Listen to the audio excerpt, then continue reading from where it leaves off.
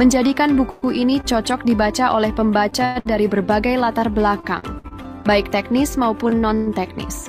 Hal ini menunjukkan bahwa inovasi dalam produk pangan tidak hanya berasal dari rasa dan bentuk, tetapi juga dari pemahaman biokimia yang kuat. Lebih dari sekadar resep atau panduan teknis, buku ini juga mengupas berbagai faktor yang memengaruhi mutu kecap daging tetelan, seperti kestabilan rasa, warna, aroma, serta daya simpan. Pembaca diajak untuk memahami bagaimana setiap tahap proses produksi memiliki kontribusi terhadap kualitas akhir produk. Ini menjadi nilai lebih bagi para pelaku usaha kuliner yang ingin mengembangkan produk inovatif, maupun bagi peneliti yang tertarik pada diversifikasi pangan berbasis daging. Secara keseluruhan, inovasi kecap manis instan dari daging sapi tetelan adalah kontribusi penting bagi bidang teknologi pangan dan wirausaha kuliner. Buku ini memberikan sudut pandang baru terhadap pemanfaatan bahan lokal dan potensi inovasi dalam pengembangan produk makanan.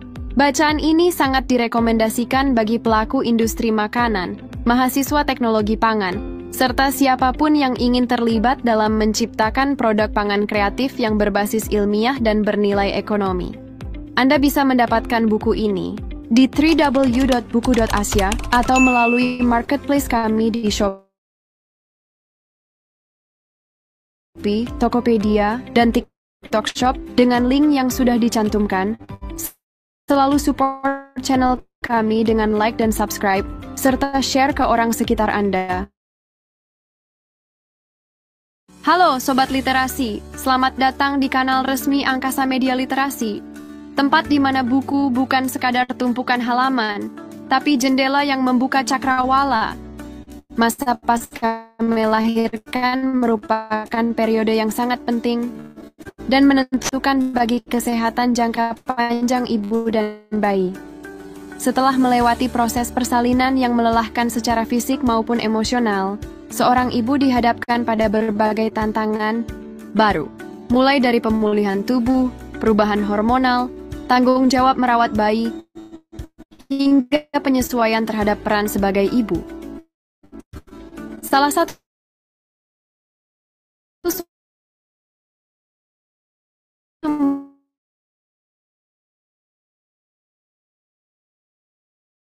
rujukan yang sangat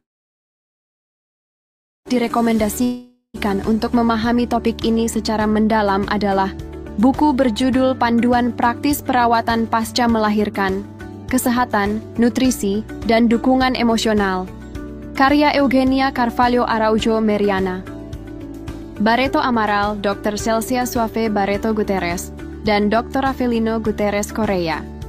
Pada bagian awal, buku ini menyoroti pentingnya perawatan fisik pasca melahirkan. Penulis menguraikan langkah-langkah pemulihan luka persalinan, kebersihan pribadi, hingga pemulihan rahim secara sistematis dan jelas. Penjelasan mengenai pentingnya nutrisi juga menjadi fokus utama, terutama dalam mendukung proses pemulihan tubuh dan produksi ASI yang optimal. Informasi gizi dalam buku ini dirancang agar mudah diikuti oleh ibu dengan berbagai latar belakang,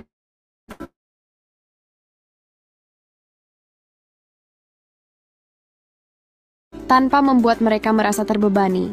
Lebih dari sekadar aspek fisik, buku ini dengan sangat baik menyentuh sisi emosional ibu. Permasalahan seperti baby blues, kecemasan, dan depresi pasca melahirkan dijelaskan dengan empati dan keilmuan yang seimbang.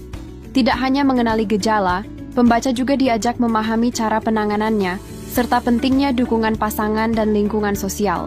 Buku ini menjadi pengingat bahwa kesehatan mental sama pentingnya dengan kesehatan fisik dalam masa nifas. Aspek yang sangat menarik dari buku ini adalah adanya strategi manajemen stres dan teknik relaksasi yang mudah diterapkan. Penulis juga memberikan panduan tentang bagaimana membangun koneksi emosional yang kuat antara ibu dan bayi, serta bagaimana menjaga keseimbangan peran sebagai ibu, istri, dan individu. Dukungan sosial dari keluarga dan sahabat pun dijabarkan sebagai elemen kunci dalam mendampingi proses pemulihan seorang ibu secara utuh. Sebagai penutup, Buku ini menegaskan pentingnya menjaga kesehatan jangka panjang bagi ibu dan bayi. Pemantauan kesehatan berkala, imunisasi, dan gaya hidup sehat dipaparkan dengan bahasa yang sederhana namun informatif. Buku ini sangat direkomendasikan tidak hanya bagi ibu baru, tetapi juga pasangan, keluarga, dan tenaga kesehatan yang terlibat dalam perawatan pasca melahirkan. Dengan pendekatan holistik dan praktis, buku ini menjadi panduan yang penuh empati dan ilmu dalam membantu ibu menjalani masa setelah melahirkan dengan lebih percaya diri dan bahagia. Anda bisa mendapatkan buku ini di www.buku.asia atau melalui marketplace kami di Shopee, Tokopedia, dan TikTok Shop dengan link yang sudah dicantumkan. Selalu support channel kami dengan like dan subscribe, serta share ke orang sekitar Anda. Halo Sobat Literasi.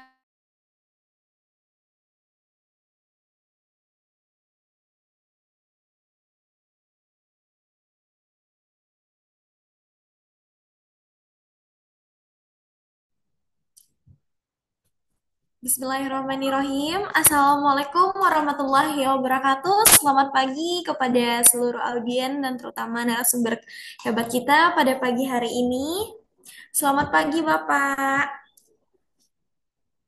Pagi Bu, Terima kasih. Semoga kita semua berada dalam keadaan sehat selalu.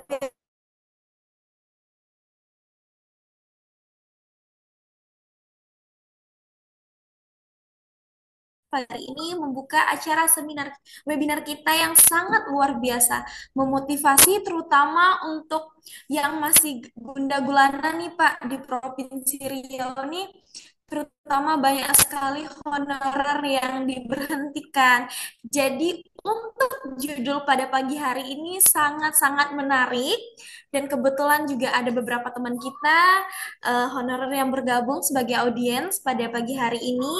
Tema webinar nasional kita pada hari ini, siapa pahlawan pendidik sebenarnya, menyoroti guna honorer yang terpinggirkan. Tentunya bersama moderator keren kita ada Mbak Cindy Aprilia yang akan memandu acara webinar pada pagi hari ini, dan tak lupa pula narasumber hebat kita, narasumber keren kita dengan materi-materi yang luar biasa, dengan ilmunya yang luar biasa.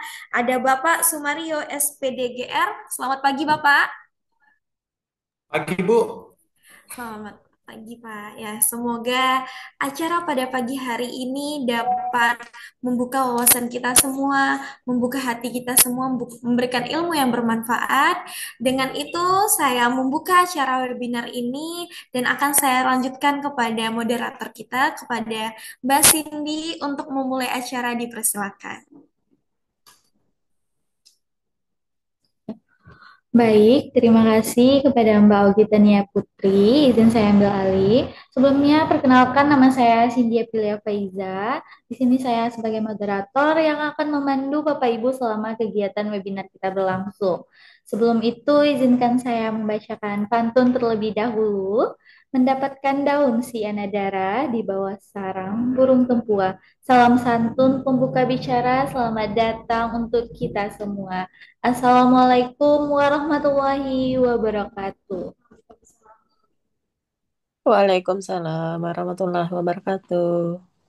Alhamdulillahirabbil alamin wassalatu wassalamu ala asrofil anbiya'i wal mursalin wa ala alihi wa sahbihi rasulillahi ajmain. Puji syukur atas kehadiran Allah Subhanahu wa taala, berkah rahmat dan hidayahnya kita dapat berkumpul pada kegiatan webinar di pagi hari ini. Yang saya hormati kepada Bapak Pimpinan CV Angkasa Media Literasi beserta jajarannya, yang saya hormati kepada Bapak narasumber hebat kita, beliau bernama Bapak Sumario SPDGR, yang saya hormati kepada Bapak Ibu beserta rekan-rekan mahasiswa yang sedang mengikuti kegiatan webinar di pagi hari ini. Selanjutnya izinkan saya untuk membacakan tata tertib kegiatan webinar kita. Yang pertama dimohon untuk Bapak Ibu mengaktifkan kamera serta menonaktifkan audionya. agar kegiatan webinar kita dapat berjalan lancar dengan baik. Yang kedua, untuk link absensi akan kami serahkan setelah sesi tanya jawab berakhir ya Bapak Ibu. Jadi bagi Bapak Ibu yang ingin mendapatkan sertifikat, silakan memperhatikan bagian room chatnya nantinya. Yang ketiga, untuk sertifikat, video ulasan, dokumentasi ataupun materi akan kami berikan melalui grup WhatsApp. Jadi bagi Bapak Ibu yang belum bergabung ke dalam grup WhatsApp, silakan untuk bergabung terlebih dahulu. Dan yang terakhir, kami akan memilih 3 pertanyaan dari Bapak Ibu dan nantinya pasti akan mendapatkan royalti yaitu free pulsa gratis serta mendapatkan kesempatan diskon 10% setiap pembelian di paket CV Angkasa Media Literasi. Baik, selanjutnya saya akan membacakan biografi singkat dari narasumber hebat kita. Beliau bernama Bapak Sumario SPD GR, yaitu seorang guru yang aktif mengajar sebagai lembaga pendidikan, terutama di Kota Bandung. Selain mengajar, Bapak Mario juga sering menjadi narasumber di berbagai kegiatan. Bapak Mario juga memiliki hobi menulis dan dari hobi tersebut lahirlah berbagai karya tulis seperti buku buku solo, buku referensi, dan salah satu buku yang ditulis beliau yaitu berjudul Jadilah Hambatan Itu Sebagai Vitamin di Dalam Diri Kita, yang berisi pesan setiap hambatan pasti menjadi kekuatan yang maju. Kita sangat beruntung karena Bapak Mario bersedia untuk menjadi narasumber hebat kita di webinar nasional CV Angkasa Media, dan semoga apa yang materi yang disampaikan oleh Bapak Mario bisa bermanfaat dan dapat diterapkan dengan baik, serta di-share oleh rekan-rekan atau teman Bapak Ibu semua. Baik, tanpa berlama-lama, langsung saja kita sambut kepada Bapak Mario SPDGR untuk menyampaikan materi luar biasanya. Selamat pagi, Bapak. Pagi Ibu, salam sehat buat kita semua. Baik, Bapak dipersilakan untuk menjelaskan materinya ya, Bapak. Izin kami share Oke Bu. terlebih dahulu untuk materinya. Ya, oke. Assalamualaikum warahmatullahi wabarakatuh. Waalaikumsalam. Selamat pagi Bapak Ibu guru hebat. Sebelumnya saya ucapkan terima kasih kepada Ibu Augi, ya, Ibu Augi Tania Putri selaku branch eksekutif ya untuk CV Angkasa Literasi Media yang tadi telah membuka jalannya kegiatan acara kita melalui kegiatan webinar nasional ya. Nah, sebelumnya saya ucapkan juga kepada Ibu Cindy Aprilia selaku pemandu acara ya, moderator dalam kegiatan webinar nasional kita yang mengangkat isu yang sangat relate ya, Bapak Ibu guru hebat ya, mengenai kondisi dan situasi ya, fenomena sosial terutama yang kita hadapi ya. Wabil khusus di sini teman-teman guru honorer ya yang sekarang itu sedang gundah gulana tadi yang disampaikan oleh Ibu Cindy ya. Nah, sedang mengalami kondisi yang sangat tidak menentu gitu status kepegawaian. Sebelumnya saya mohon izin kepada Ibu Cindy untuk memantau tentang PPT PowerPoint text yang sudah saya share ke panitia ya. Mohon bantuannya Ibu. Baik, Bapak. Mohon ditunggu ya, Bapak.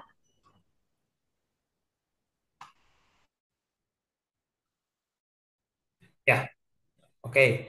Sebelumnya saya yang telah menghadiri kegiatan diklat kita ya pada kesempatan hari ini ya, di mana di sini kita mengangkat tema ya. Temanya ini luar biasa ya, Bapak Ibu guru hebat ya. Bu Cindy ini temanya luar biasa karena tema ini menjadi salah satu untuk sebuah buku solo ya yang memang tagline-nya ini serupa gitu dengan tema yang saya bawakan pada pagi hari ini ya. yaitu mengenai bagaimana menyoroti status dari guru honor yang sekarang ini sudah mulai termarginalkan ya Bapak Ibu guru hebat ya. Tentunya bahasa termarginalkan di sini tentu ada sebab dan akibatnya nih Bapak Ibu guru ya. Nah, artinya kita bahas tuntas dalam kegiatan webinar pada hari ini ya. Mungkin pertama saya akan coba untuk membuka ya, paradigma dan landasan berpikir Bapak Ibu guru hebat di sini mengenai analisis ya dari amanah undang-undang ASN ya nomor 20 tahun 2000 penataan kepegawaian non ASN yang diselesaikan di situ paling lambat pada tahun 2024. Nah, ini redaksinya menarik ya Bapak Ibu guru hebat ya. Paling lambat itu diselesaikan pada tahun 2004. Tapi sekarang kita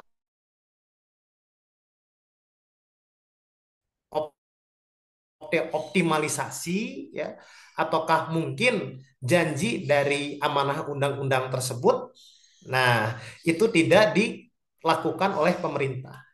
Nah ini yang memang harus perlu kita garis bawahi Bapak Ibu guru hebatnya. Nah, mengapa di sini saya coba untuk mengkritisinya ini tidak hanya dengan sekedar ucapan saja, tapi di sini saya coba kritisi dengan sebuah tagline yang akan kita bahas pada pagi hari ini, yaitu mengenai siapa pahlawan pendidikan sebenarnya, Bapak Ibu guru hebat ya, menyoroti bagaimana peran guru honorer yang makin hari itu terasa sangat termarginalkan gitu Bapak Ibu ya. Oke, next Ibu ke slide berikutnya. Nah, ini dedikasi yang terlupakan di masa depan yang terancam Bapak Ibu guru hebat ya. Nah, ada beberapa hal yang memang ini sangat spesifik ya untuk kita garis bawah ini Bapak Ibu. Di sini kita coba untuk menerjemahkan ya. Kita menerjemahkan tentang definisi dari pahlawan pendidikan ya. Pahlawan pendidikan ini merupakan istilah ya, yang namanya pahlawan atau hero kalau dalam bahasa Inggris ya. Nah, mereka itu kan adalah sosok dari seorang pejuang yang telah memberikan dedikasi yang sangat luar biasa nih Bapak Ibu guru hebat ya. Dari mulai dedikasi secara pikiran ya, dedikasi waktu ya, kemudian dedikasi keadaan, dedikasi peran ya. Nah, ini yang memang harus perlu kita perhatikan. Sedangkan nah di sini ada beberapa hal yang menjadi dasar kausalitas ya Bu ya, yang menjadi dasar dari akibatnya gitu kan. Sedangkan kalau kita menyoroti bagaimana kondisi dan situasi yang sekarang ini terjadi. Nah, ya bagaimana kondisi dan situasi yang sekarang ini terjadi itu berbalik arah Bapak Ibu ya. Nah, yang disebut sebagai sosok pahlawan, yang disebut sebagai sosok hero, yang tadi telah mendedikasikan segala bentuk kepentingan sosial mereka sampai kepentingan pribadi mereka, itu seolah tidak mendapatkan perhatian yang lebih, Bapak Ibu guru hebat ya. Saya ulangi, itu seolah tidak mendapatkan perhatian yang lebih. Kenapa saya katakan di sini redaksinya seolah? Ya kan? Karena kita rasakan hari ini. Ya, karena kita lihat hari ini. Ya, dan artinya kita dengar hari ini. Ya. Dengan kita lihat, dengan kita rasakan, dengan kita dengar, ya. Artinya disinilah keberadaan daripada guru honorer sendiri itu tidak mendapatkan tempat ya, tidak mendapatkan tempat atau tidak mendapatkan perhatian di pemangku jabatan ya atau pemangku kebijakan. Nah, ini yang perlu harus kita garis bawahi Bapak Ibu guru hebat ya. Sehingga inilah kenapa alasannya, latar belakangnya di sini saya mengambil tagline ini ya, dan ini pun nanti akan saya jadikan sebagai buku juga Bapak Ibu guru hebat ya. Nah, jadi ini yang perlu harus kita garis bawahi. Oke, next. Nah, kemudian ketika kita bicara mengenai apa arti dari sebuah dedikasi ya. Nah, di sini pun artinya kita berbicara juga ya tentang sejauh mana peran kita ya, sebagai seorang guru ya. Bagaimana peran kita sebagai seorang pendidik, nah, tanpa harus kita melihat status sosial yang kita miliki Bapak Ibu. Ya. Artinya kita tetap misi utamanya, visi misi utamanya adalah untuk mencerdaskan anak-anak bangsa. Ya, visi misi utama kita adalah untuk mencetak ya, generasi penerus yang memiliki pemikiran, ya, yang memiliki progresivitas kelak nanti di masa depan. Tapi perlu kita ketahui, di samping visi dan misi kita yang sakral, di samping misi kita ya yang berat, di samping visi kita yang visioner, nah, ada beberapa hal yang memang perlu harus kita jadikan sebagai sebuah pertanyaan yang mendasar. Ya, nah, apakah? Nah, di sini kita garis bawahi ya, apakah definisi dari seorang pahlawan atau dari seorang hero di dalam pendidikan itu sudah belum ya?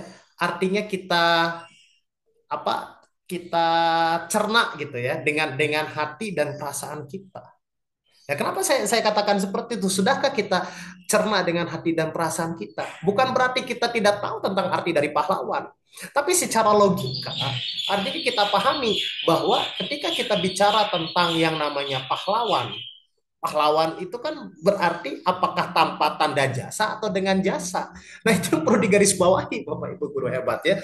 Apakah pahlawan itu dengan jasa atau tanpa jasa? Ya. Mohon maaf Ibu Cindy, bisa digarisbawahi ini pahlawan pendidikan kita ya. Ini bisa digarisbawahi.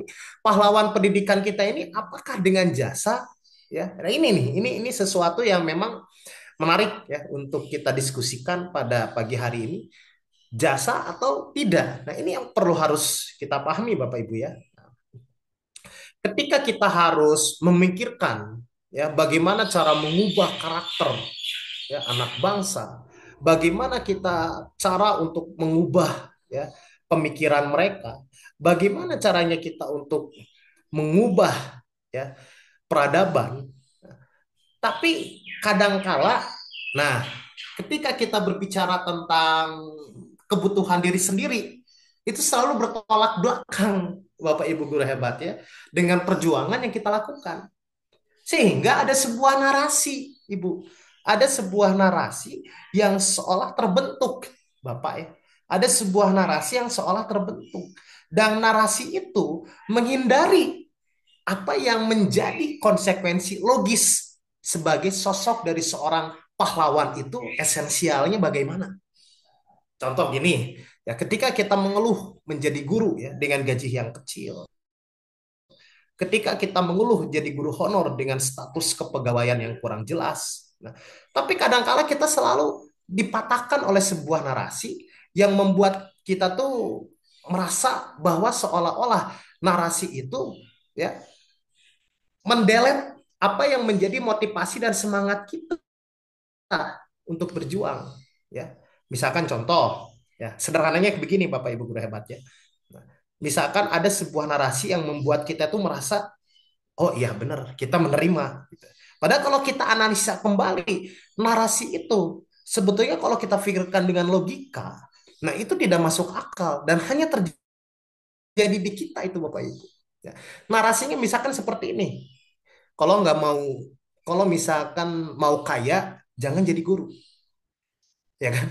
Kalau misalkan mau jadi orang yang punya mobil mewah, yang punya rumah mewah, kita jangan jadi guru.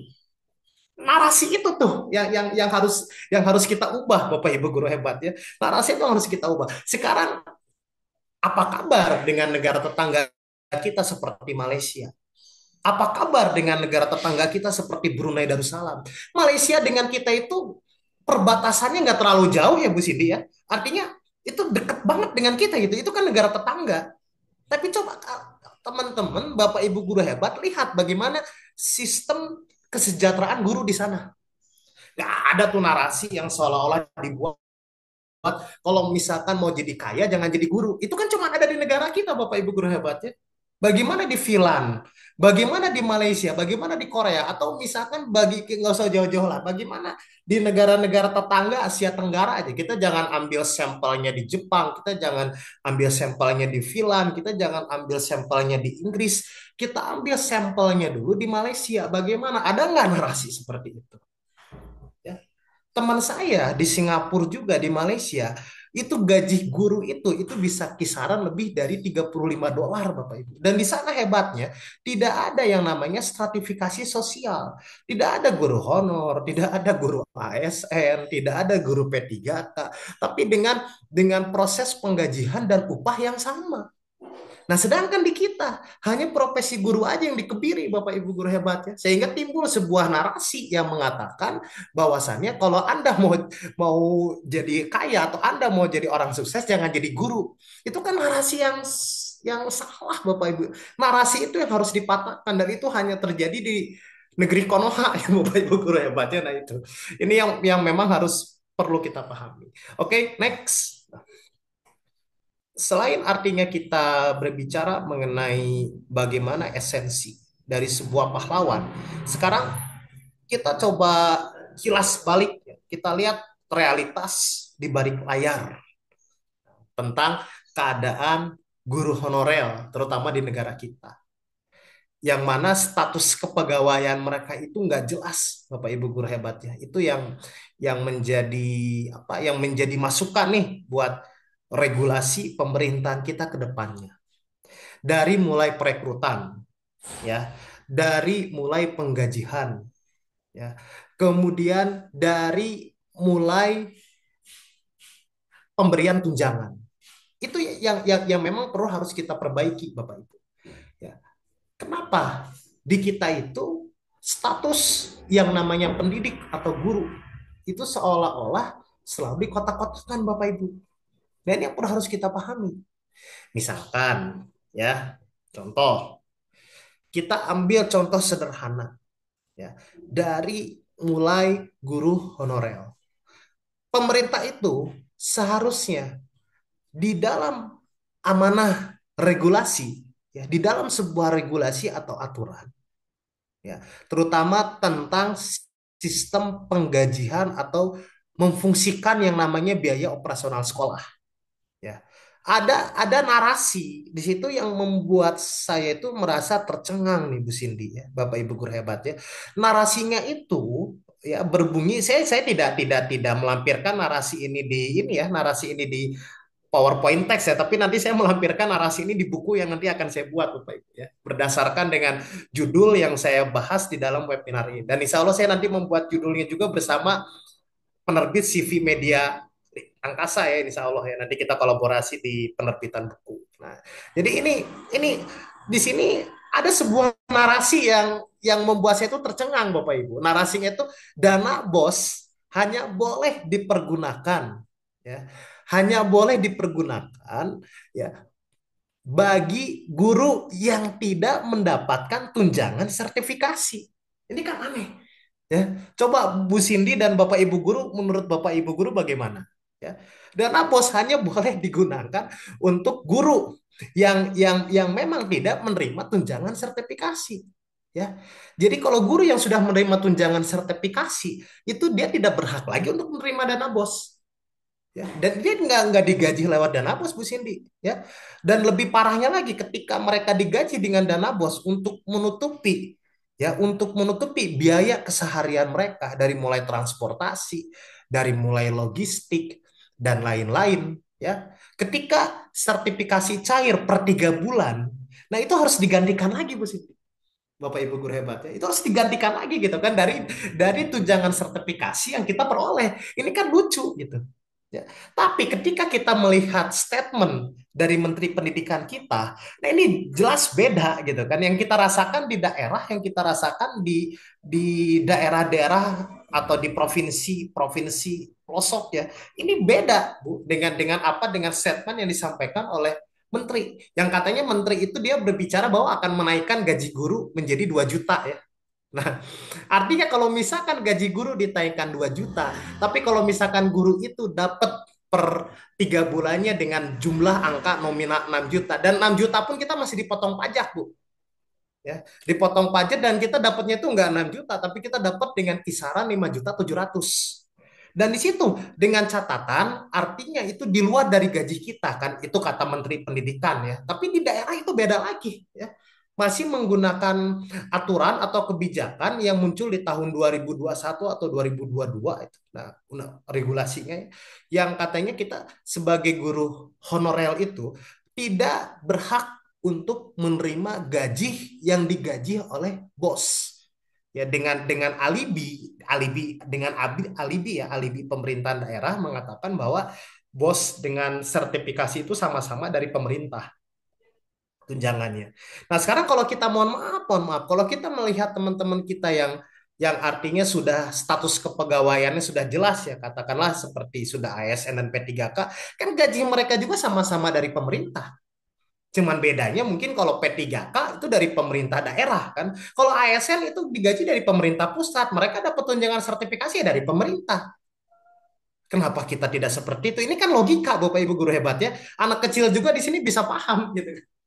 Ini nanti akan saya catat di buku saya nih Bapak Ibu guru hebat ya. Nah, jadi ini menjadi sebuah realita yang kalau menurut saya ini anak kecil juga bisa bisa berpikir gitu kan dengan keadaan dan situasi seperti ini. Cuman yang selalu membuat saya bingung ya, kenapa kita sebagai aliansi Federasi Guru Honorer Indonesia tidak melakukan pergerakan yang masif? Ya karena kita termasuk insan terdidik, Bapak Ibu guru hebat ya. Walaupun artinya ketidakadilan dan kezaliman ini kita rasakan, tapi kita tidak membalas dengan cara yang anarkis, Bapak Ibu. Tapi kita balas dengan sebuah tulisan yang insya Allah tulisan ini bisa mengubah peradaban guru-guru honorer terutama yang ada di negeri ini ya Bapak Ibu guru hebat ya. Nah, ini yang memang harus perlu kita pahami. Lalu terlepas dari semua itu Bapak Ibu guru hebat ya, banyak sekarang ini pemberitaan-pemberitaan di media massa, di media sosial. Banyak banyak artinya guru-guru yang guru honorer yang artinya mereka mencari pekerjaan di luar dari voksi mereka sebagai pengajar. Ya, bahkan ada yang menjadi apa driver ojek online ya. Ini saya lihat sendiri Bu Cindy ya di lingkungan saya gitu kan ya.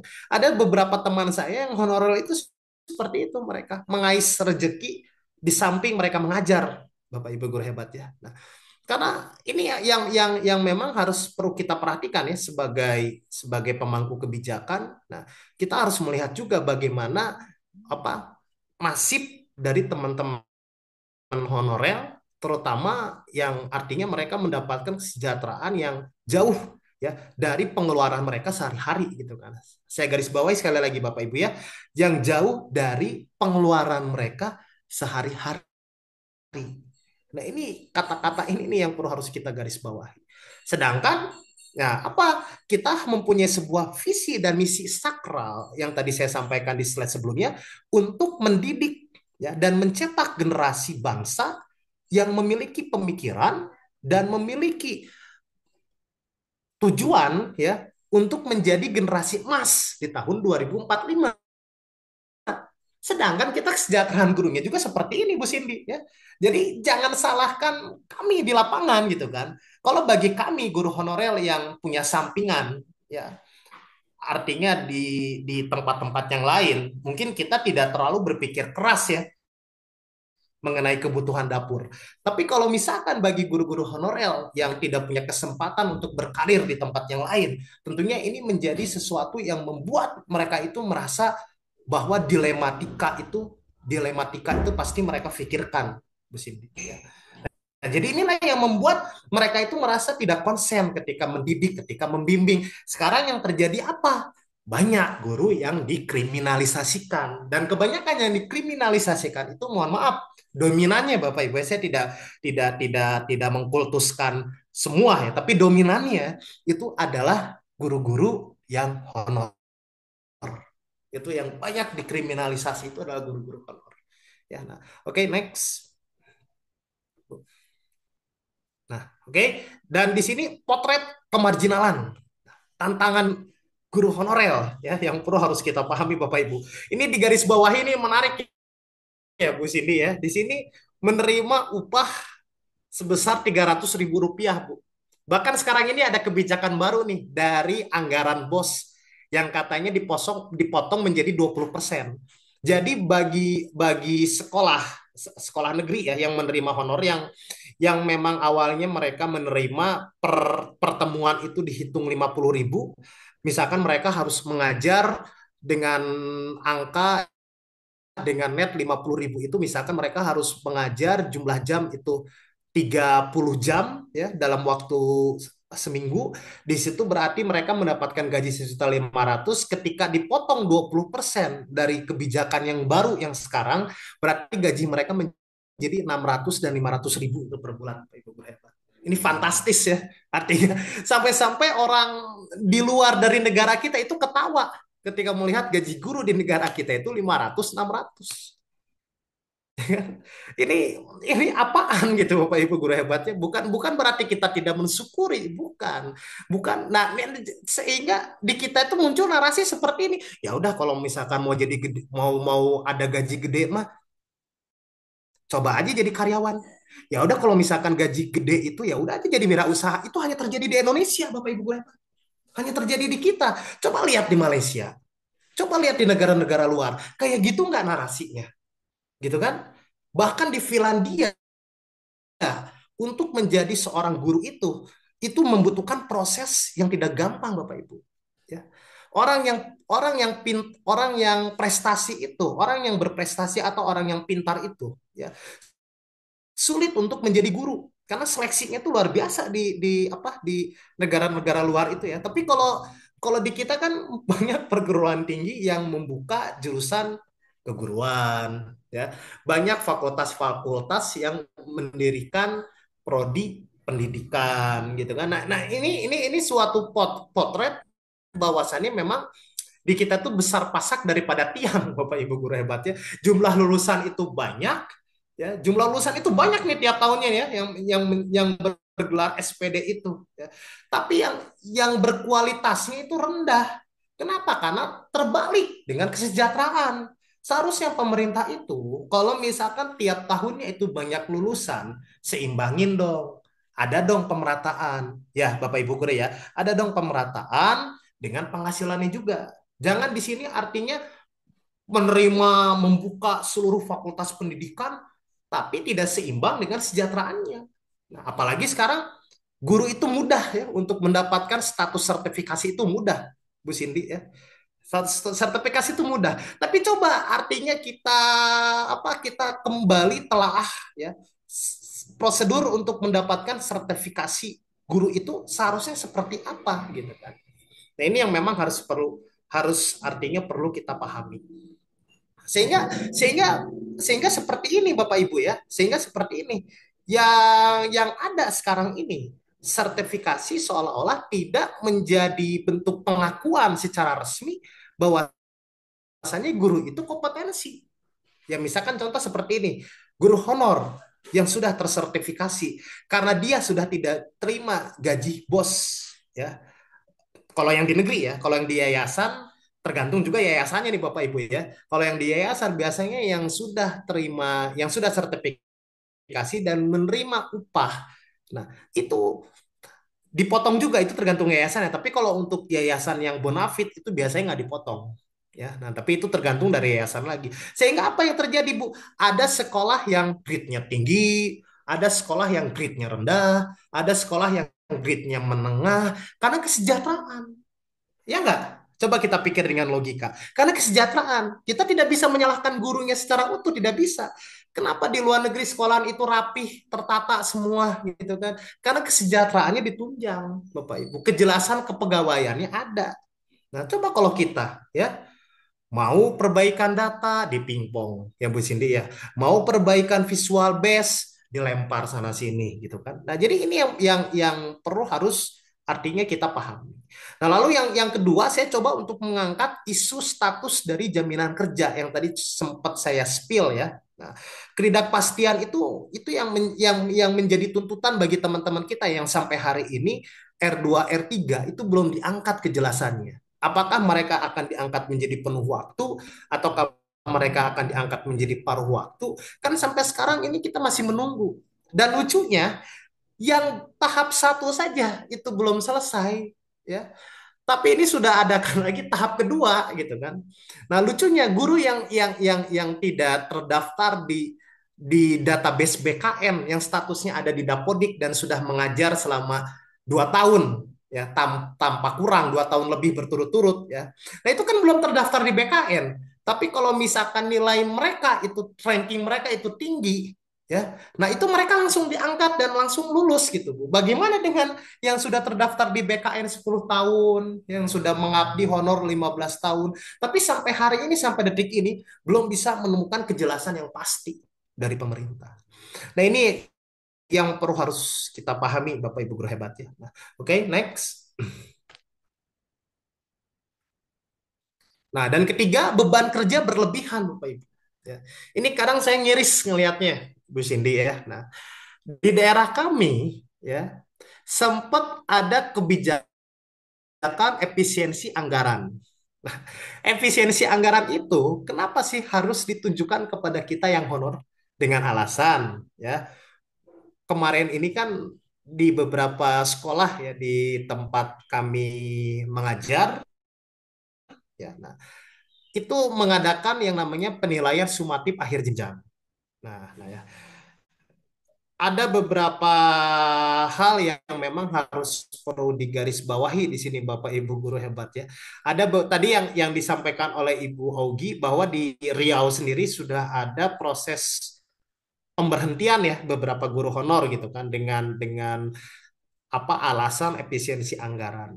Nah, kalau di daerah kami ya ironisnya ini yang terjadi itu waduh ya. Nah, ini nggak saya tampilkan di slide ya. Ini nggak saya tampilkan di slide. Ini sebetulnya ini saya tampilkan di buku saya tuh. Sampai artinya honorium mereka mengawas ya dan honorium mereka membuat soal pun itu tidak dibayar. Bapak Ibu guru hebat. Ya, tidak dibayar dengan alasan untuk efisiensi anggaran. Ya kalau misalkan yang sudah status pegawainya jelas, mohon maaf, kalau yang sudah P3K, yang sudah ASN mereka tidak dibayar karena sekarang mereka sudah dapat TPG, cair THR. Ya artinya di situ ketika mereka tidak mendapatkan upah pada saat proses awasan ujian, yang mereka nggak akan rugi. Bapak Ibu ya karena kan takarannya mereka itu dapat.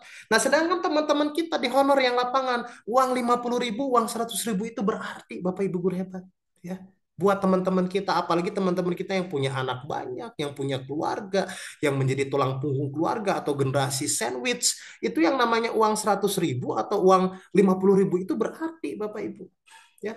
Nah ini yang perlu harus digarisbawahi ya.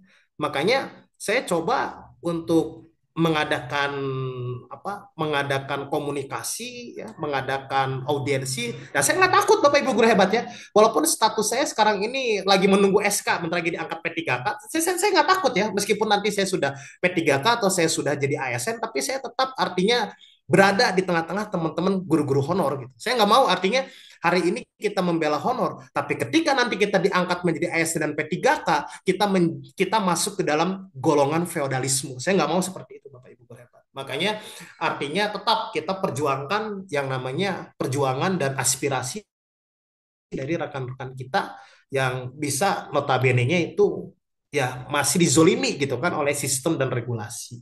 Nah, walaupun artinya saya tidak bisa menjadi pematik ya dalam melakukan sebuah aksi ya karena tetap kita sebagai guru juga harus punya intelektual jadi aksinya itu kita melalui buku ya saya nggak mau aksinya tuh membakar infrastruktur infrastruktur atau demo, saya nggak mau seperti itu, Bu. Tapi saya tuh pengennya aksinya tuh melalui buku gitu kan. Biar nanti buku ini saya ingin melakukan bedah buku dengan teman-teman yang ada di DPR gitu, Bu, untuk bisa membahas bagaimana ya ironis dari kejadian yang dialami oleh teman-teman honorer kita. Oke, next. Ya, dampak kemarginalan guru. Nah, di sini ya. Ini yang tadi saya jelaskan Bapak Ibu guru hebat ya. Makanya kita nggak heran di negara kita pendidikan itu tidak berkualitas. Karena tadi itu tuh guru honorer ada tekanan finansial. Sekarang lucunya gini Bu, ya. Ketika ini saya ini ya, saya umpamakan dengan sebuah perumpamaan sederhana ya. Sekarang saya mau bertanya kepada Bapak Ibu guru hebat ya, seprofesionalnya kita seorang guru, tapi kan kita manusia, ya nggak Bapak Ibu? Ketika ada kebutuhan yang belum bisa terrealisasikan di dalam diri kita atau di dalam pemikiran kita, Ecek Sunda namanya, pasti seeremutan. Ecek bahasa Sundanya, Mas. Seeremutan itu pasti banyak pikiran, ya nggak? Misalkan contoh, yang sudah berkeluarga nih, hari ini untuk beban nyekolahin anak bagaimana? Sedangkan gaji yang harusnya kita terima tanggal 1 karena tanggal 1-nya hari Minggu. Nah, sedangkan kita harus terimanya itu tanggal 3, ya kan? Karena tanggal 3-nya itu hari Senin, misalkan ya. Nah, itu bagaimana Bapak Ibu ya? Ketika kita mengajar dan gaji belum keluar, itu apa yang terjadi ketika kita punya beban pikiran tersebut? Ya, lelah sudah pasti, ya, stres sudah pasti. Yang menjadi sasaran, ya, kalau orang yang belum bisa memanage emosional, ya, yang menjadi sasaran adalah orang-orang yang ada di sekitarnya, ya. Tapi kalau misalkan bagi kita yang sudah memiliki kesehatan mental atau yang sudah memiliki yang namanya kecerdasan emosional, kita pasti bisa menempatkan di mana kita harus meluapkan kekesalan kita dan di mana kita harus profesional. Tapi bagaimana dengan teman-teman honorer lain yang artinya mereka itu sudah kronik gitu permasalahannya? Apakah mampu bisa mereka tahan? Nah, itu Bapak Ibu, ya. Nah, ini yang perlu harus kita garis bawahi Bapak Ibu guru hebat ya. Nah, lalu yang kedua, dampaknya kepada siswa apa yang akan terjadi? Ya, ya tentu siswa itu dia nggak akan tahu ya, dia tidak akan tahu bahwa dia tidak mungkin bertanya kan, bapak itu guru honor atau guru P3K, siswa nggak akan bertanya. Karena siswa itu pasti akan apa akan memberikan predikasi ke kita itu ya sama aja bahwasannya ya si bapak ini si ibu ini adalah guru kita gitu. Pahami Bapak Ibu guru hebat. Jadi siswa tidak akan berpikir ke sana, gitu kan. Nah, lalu dan yang tak kalah pentingnya ini berdampak juga kepada kualitas pendidikan nasional yang tadi saya sebutkan Bapak Ibu. Makanya di kita itu ada pendidikan sekolahnya yang berkualitas, ada pendidikan sekolahnya yang tidak berkualitas, ya. Nah, itu disebabkan oleh apa? Ya disebabkan oleh faktor-faktor yang seperti ini Bapak Ibu. Ya. Nah, ini hanya secara garis besar ya yang saya tampilkan di slide. Tapi nanti kalau di buku solo saya, insya Allah ini akan lebih spesifik lagi, Bu. Di situ nanti akan coba saya bahas ya mengenai hal-hal yang memang agak sedikit vulgar. Tapi tentu itu menjadi tamparan gitu bagi setiap pemangku kebijakan yang nanti ke depannya coba ya pikirkan juga apa yang terjadi gitu kan. Nah, lalu sekarang coba Bapak Ibu pikirkan ya. Ini nggak saya lampirkan di slide ya. Nah, saya nanti di buku solo saya kalau nggak salah di bab 5 atau bab 6 saya coba melampirkan tentang kajian putusan MK Bu Cindy. Ini putusan MK ini menjadi pro dan kontra juga nih Bapak Ibu guru hebat ya. Tentang apa putusan MK-nya? Tentang semua sekolah harus gratis. Nah, ini menjadi pro kontra juga nih. Kenapa? Saya nggak sepakat Bapak Ibu guru hebat ya dengan keputusan tersebut. Karena kenapa? Hello, pemerintah, bagaimana dengan sekolah swasta yang dananya dari swadaya? Iya aja kalau misalkan sekolah swasta yang sudah bonafit. Ya nggak, Bu? Ya nggak, Pak? Iya aja kalau misalkan sekolah dari luar negeri. Mereka nggak takut dengan sistem gratis. Tapi bagaimana dengan sekolah swasta yang visi misinya untuk mencerdaskan anak bangsa, yang mengandalkan